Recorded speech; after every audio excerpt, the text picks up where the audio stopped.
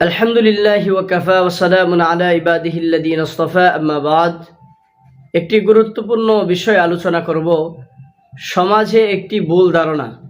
অনেক মানুষ নামাজ পড়তে গিয়ে নামাজের দোয়া কুনুত, নামাজের দুরূদ শরীফ, নামাজের সানা বা নামাজের যাবতীয় কিছু জিনিস সে জানে না, পারে না। এজন্য সে নামাজ পড়তে থাকে আর বলতে থাকে যে আল্লাহ রব্বুল আলামিন তাকে মাফ করে দিবেন, আল্লাহ রব্বুল আলামিন তাকে মাফ করে দিবেন। এটা একটা ভুল ধারণা। আল্লাহ রব্বুল আলামিন কিভাবে মাফ করবেন এটা বুঝতে হবে।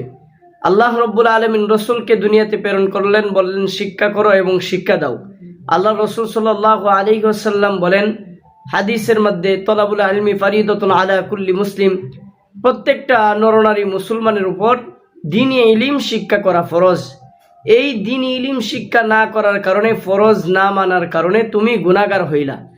আর ওই ফরজটা না মানার কারণে, না শিক্ষা করার কারণে তোমার ইবাদতে ঘাটতি হলো। আর এই ইবাদতের ঘাটতি আল্লাহ রব্বুল আলামিন মাফ করবেন, এটা আল্লাহ রব্বুল আলামিন ভালো জানেন, আল্লাহু আলাম। কিন্তু বিষয় হচ্ছে যে আমরা যে বলা যে এটা আমি পারি না, আল্লাহ তাআলা মাফ করে দিবেন, এটা ভুল ধারণা। আল্লাহ রব্বুল আলামিন মাফ করবেন। আল্লাহ রব্বুল আলামিন শিক্ষার জন্য পাঠাইলেন, দুনিয়াতে শিক্ষার জন্য পাঠাইলেন, শিক্ষা করলেন না, আল্লাহ তাআলা মাফ করবেন কেন? আল্লাহ রব্বুল আলামিন ওই সময় মাফ করবেন যখন আপনি চেষ্টা করবেন। আপনাকে চেষ্টা করতে হবে, শিক্ষারত অবস্থায় থাকতে হবে। আপনি যদি শিক্ষা করতে থাকেন, চেষ্টা করতে থাকেন, শিক্ষারত অবস্থায় থাকেন, তাহলে আল্লাহ রব্বুল আলামিন আপনাকে মাফ করে দিতে পারেন।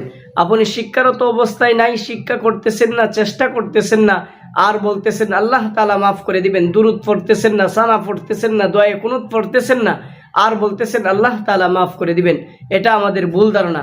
এজন্য প্রিয় হাজিরিন, আমরা আল্লাহ রব্বুল আলামিনের হুকুম যতটুকু সুন্দরভাবে করার জন্য চেষ্টা করব, এর পাশাপাশি আমাদের এইগুলা করতে যা যাবতীয় লাগে ওইগুলা শিক্ষা করার জন্য চেষ্টা করতে হবে, পরিশ্রম করতে হবে, মুজাহাদা করতে হবে।